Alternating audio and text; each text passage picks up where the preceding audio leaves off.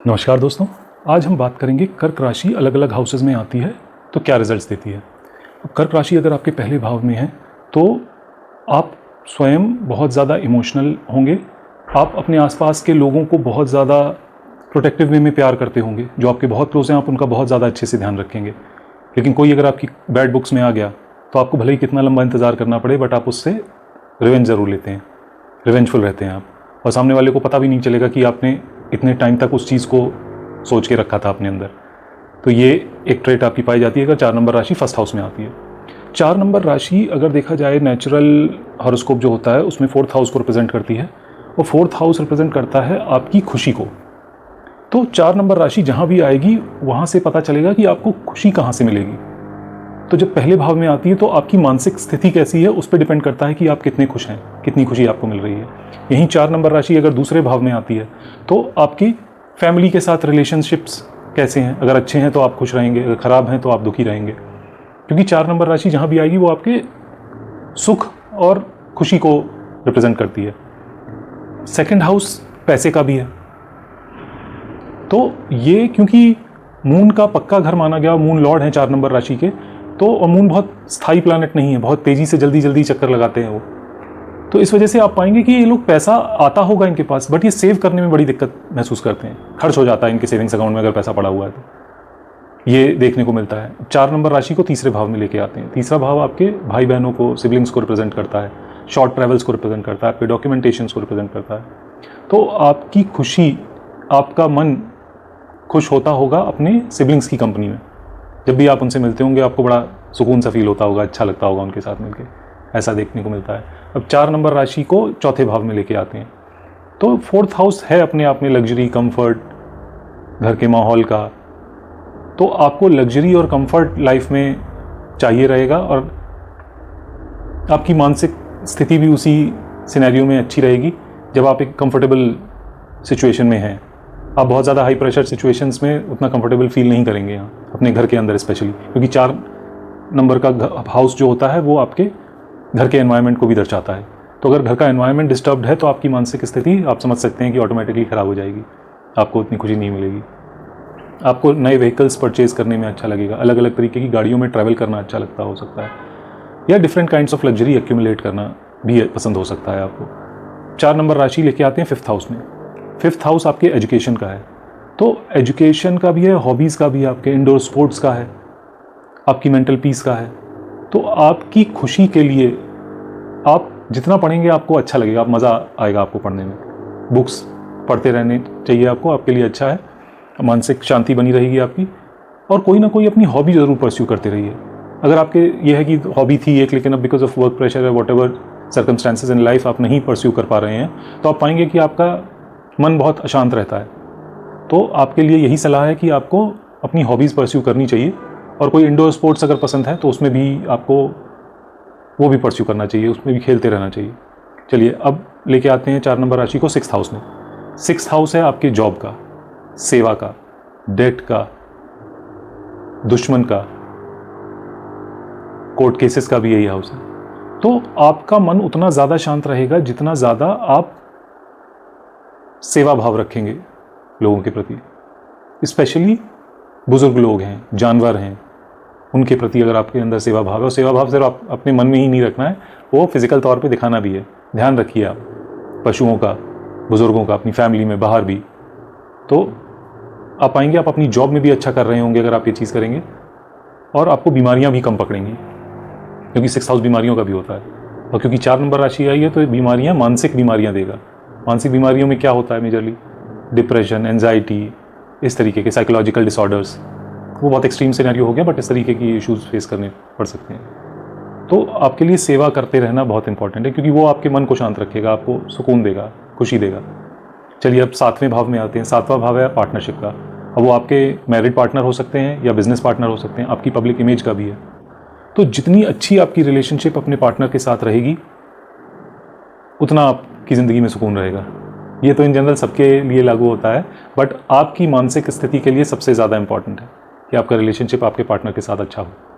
आपकी public image आपके लिए बहुत ज़्यादा मायने रखती है। 4 नंबर राशि लेके आते हैं 8वें भाव में। 8वां भाव है पेन एंड सफरिंग का, सडन इवेंट्स का।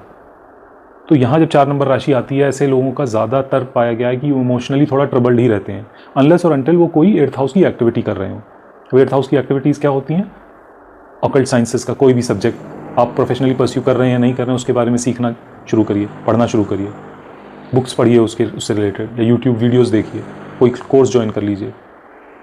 या फिर आप अगर इंजीनियरिंग का कोई काम कर रहे हैं तो ऑटोमेटिकली आपका 8th हाउस बैलेंस है, और हो सकता है आप रिलेट ना कर रहे हो जो भी चीज़ें मैंने आपसे बोली अभी। 8th हाउस इंश्योरेंस का भी है, तो अगर आप इंश्योरेंस सेक्टर में भी जॉब कर रहे हैं तो भी आपका 8th हाउस बैलेंस हो रहा है। मैन्युफैक्चरिंग में आप डॉक्टर हैं, सर्जन हैं, तो भी आप बैलेंस कर रहे हैं, तो आप फिर इस तरीके की इश्यूज़ हो सकता है फेस ना करें कि आपकी मानसिक स्थिति भी ठीक हो, पॉसिबिलिटी है। बट अगर आप इनमें से कुछ नहीं कर रहे हैं, फिर भी आपको अगर आपकी मानसिक स्थिति की समस्या है, तो आपको चैरिटी